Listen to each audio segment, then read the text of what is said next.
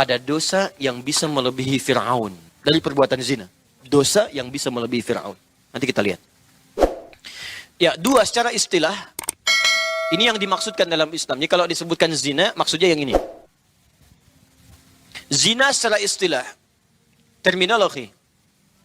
Wa ma'na zina fi syariatil islamiyah. Adapun pengertian zina dalam syariat Islam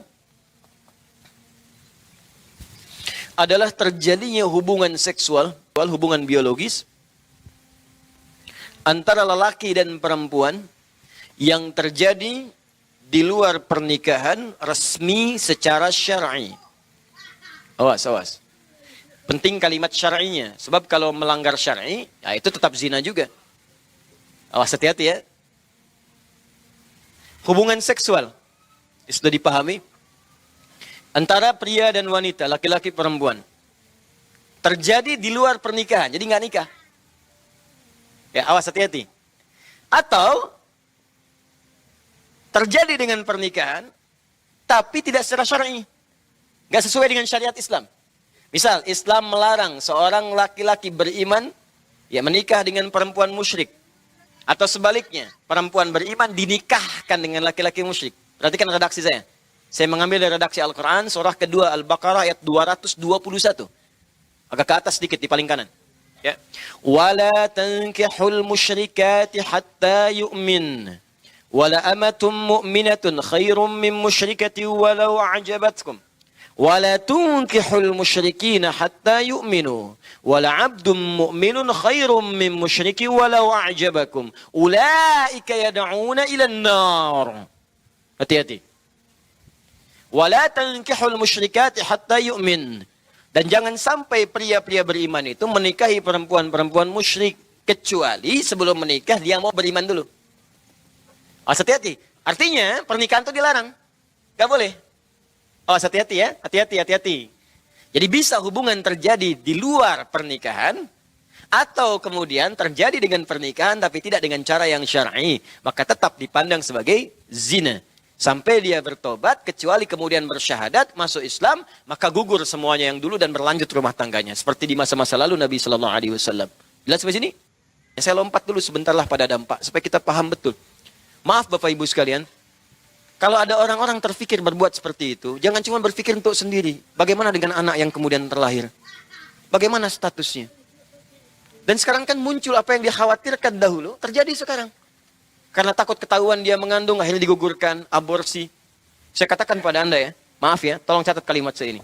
Orang yang sengaja, tanpa dibenarkan secara syar'i, karena darurat tertentu, dan tidak dibenarkan oleh syariat, sengaja mengaborsi janin yang ada dalam kandungannya, itu perbuatan dosanya melebihi dosa Fir'aun ketika membunuh anak-anak yang baru lahir. Dari mana menyimpulkannya? Buka Quran surah kedua Al-Baqarah ayat 49, paling kiri sebelah atas.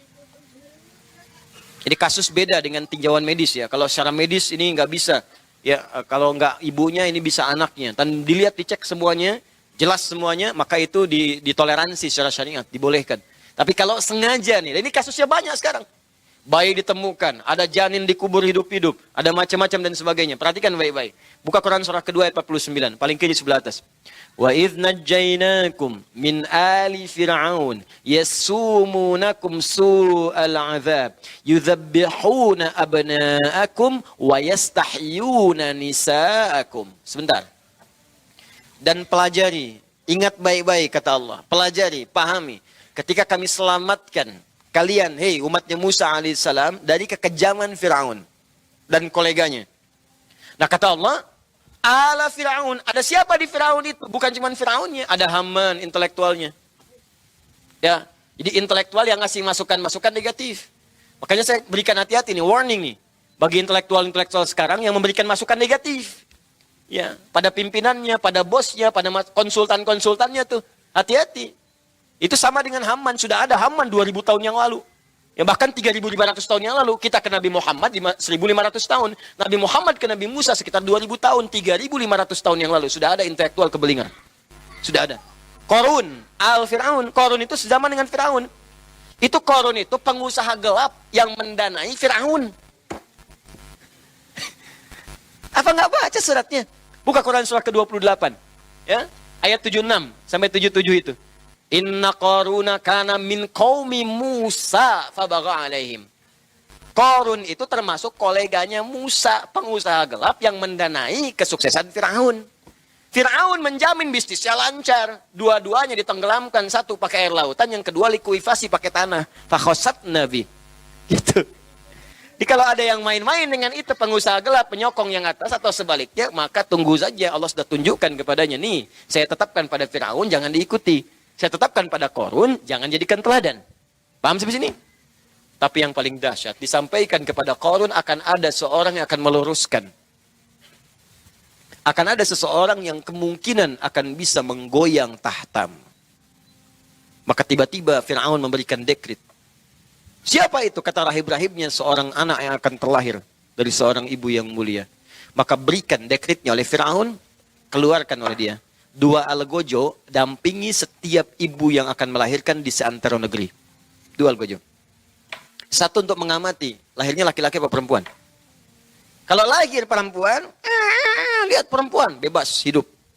Lahir laki-laki, langsung jatuhkan. Di tempat ibu yang baru melahirkannya. Bayi masih merah, jatuhkan ke tanah, zabbah. Bum, gorok langsung. Di hadapan ibu yang baru melahirkannya.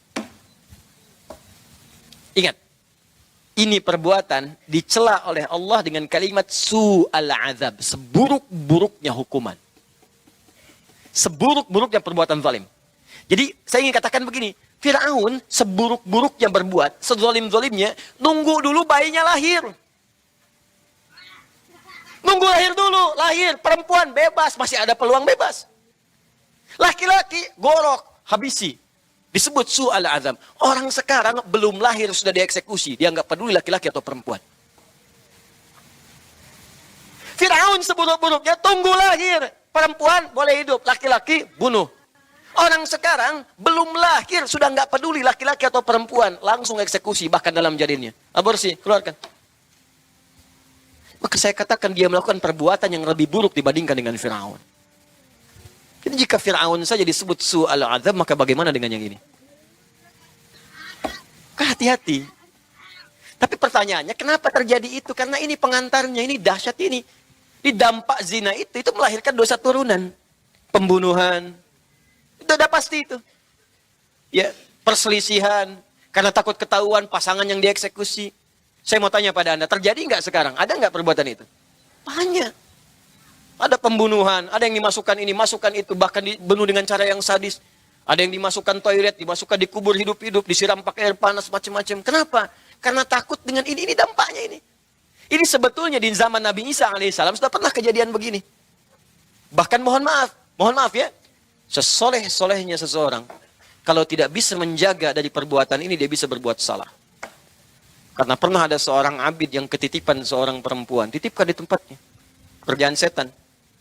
Makanya mesti hati-hati juga tuh. Seustad-ustadnya juga, kalau jamaahnya itu yang diajarkan, tetap mesti ada batas. Kalau perempuan semua ada batas. Ada kunjungan mesti ada batas. Ya, dampingi, harus tahu ada orang dampingi macam-macam. Karena bisa keliru, bisa salah. Pengobatan hati-hati, sesoleh-solehnya orang, kalau ngobatin misalnya perempuan, nggak boleh dalam kamar berdua sendirian. Bisa bahaya gitu, dan seterusnya.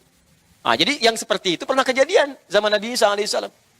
Begitu datang, titipkan kemudian di tempat orang soleh ini, orangnya pergi kemudian. Ya tadinya biasa diajarin, tapi karena nggak ada yang lain, akhirnya terjadilah perbuatan itu. Begitu terjadi, dia bingung, mabuk tuh. Minum minuman, udah salah lagi. Begitu minum minuman keras, mabuk lagi kan. Nggak sadar, takut ketahuan orang, dibunuh perempuannya. Tuh, zina, mabuk, makanya perbuatan zina itu selalu akan bersanding dengan khamar. Belum dampak yang lain, begitu anak itu lahir misalnya, coba, bagaimana status anak itu? Terputus nasabnya. Apa nggak kasihan pada orang ini? Dan itu terbawa seumur hidupnya. Tapi sayangnya Allah menjadikan dia tetap diberikan nasab pada ibunya. Cuman ketika dia menikah, kemudian bapak biologisnya ada, kan nggak punya nasab. Apa antum mau melihat anak biologis antum cuman dilihat, yang nikahkan orang lain pakai wali hakim, dinasabkan pada ibunya. Dan itu disampaikan ketika terjadi pernikahan. Ya, saya sebagai wali hakim menikahkan fulanah binti fulanah. Harusnya binti fulan ke bapaknya, ke fulanah, dan bapak biologis yang melihat di situ. Bagaimana pandangan orang-orang yang hadir di situ? Nah, ini yang kemudian menjadikan hal yang lain lagi. Akhirnya disamarkan lagi. Pakai wali hakim. Bintinya ditukarkan kepada yang lain dan sebagainya. Sebagai solusi jalan tengahnya. Kenapa? Coba cek Pak. Kalau ingin berbuat sesuatu, lihat dampaknya dulu Bu. Pahami dulu. Kalau ingin gibah, lihat dampak gibah. Kalau ingin mencela, lihat dampak celaan. Kalau anak Anda dicela bagaimana? Ya, kalau istri Anda dicela bagaimana? Karena pada prinsipnya tidak ada manusia yang ingin dicela. Kalau kita tidak merasa dengan itu, nggak usah marah. Karena nggak ada kan pada kita. Dasar pembohong. Kalau Anda nggak bohong, nggak usah marah. So kalau Anda marah, curiga kita emang bohong. Ya, udah gitu nggak usah, biasa aja, tenang aja.